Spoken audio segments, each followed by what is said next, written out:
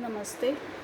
Myself Training Purana, Assistant Professor, Department Physiotherapy and Diagnostics, JVN, Rajasthan. Today we are going to discuss about NCV, that is Nerve Conduction Velocity.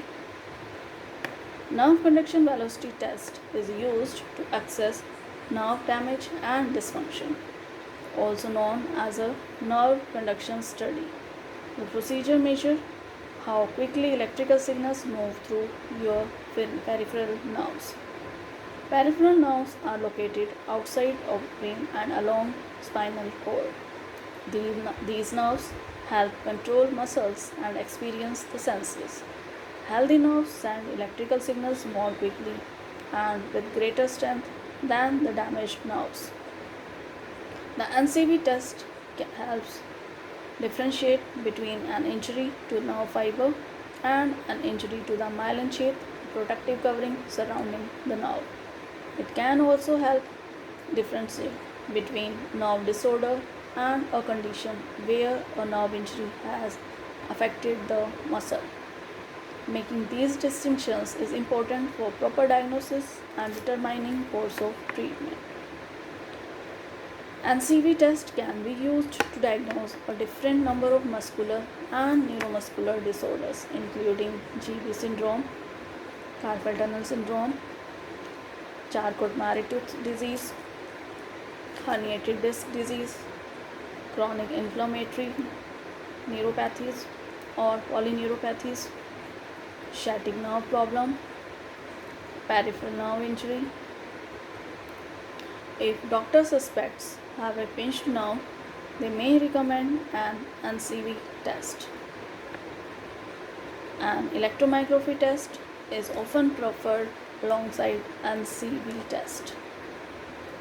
When scheduling NCV test, doctor will ask about conditions, medications and behavior that may affect the results. These include alcohol abuse, diabetes, systematic disease, hypothyroidism, and use of certain neurological medications such as muscle relaxants, opioids, or psychotropic medication.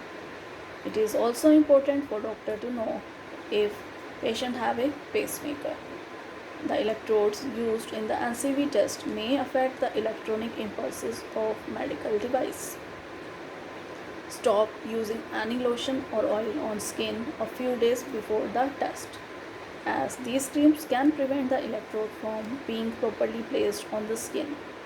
Fasting usually isn't necessary, but patient may be asked to avoid caffeine beforehand. Particulars of nerve conduction studies can vary, but they follow the same general process as patient is asked to remove any metal object such as jewelry that could interfere with the procedure. Patient need to remove some clothing and wear a gown. Patient will sit or lie down for the rest. Doctor will find the nerve to be tested. Doctor will place 2 electrodes on the skin, one that stimulates the nerve and one that records the stimulation. They may use a jelly or some kind of paste to help the electrode stick to the skin. The nerve will be stimulated by a mild and brief electrical shock from the stimulating electrode.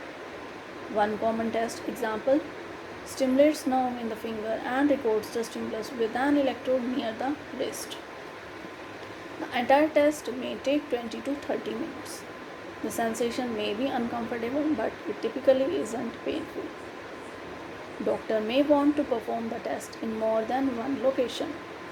In one study, trusted source researchers used the NCV test to examine damage to the ulnar nerve, which provides sensation to the hands and feet. Adding a third stimulation site to the 2 normally used increased the sensitivity of the test from 80 to 96% trusted source. Doctor and the specialist who could conduct the test can tell patient when or if the test will need to be done again.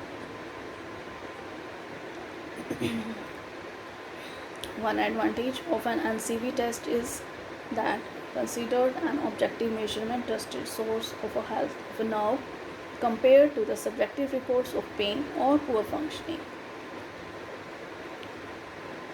Nerve conduction velocity between 50 and 60 meter per second is generally considered in the normal range. However, any result has to be examined along with the other information. Doctor will compare the results of test against a standard norm of conduction velocities. There is no single standard. The results are affected by age, what part of the body is tested, perhaps gender, or even where patient live. A velocity outside the norms suggests that nerve is damaged or diseased. However, it doesn't indicate exactly what caused the damage. Large number of conditions can affect the nerve such as carpal tunnel syndrome, traumatic median nerve damage, acute inflammatory polyneuropathy, chronic inflammatory polyneuropathy, diabetic neuropathy, drug-induced median nerve palsy, GB syndrome, Charcot-Marie tooth disease, herniated disc disease, sciatic nerve problems, pinched nerves, peripheral nerve injury, and damage from cancer drugs. Diagnosis will depend on other information in medical history and physical symptoms. There is no single path to recovery from a damaged or diseased nerve. Treatment varies according to specific condition, example, and which nerve is affected. Thank you.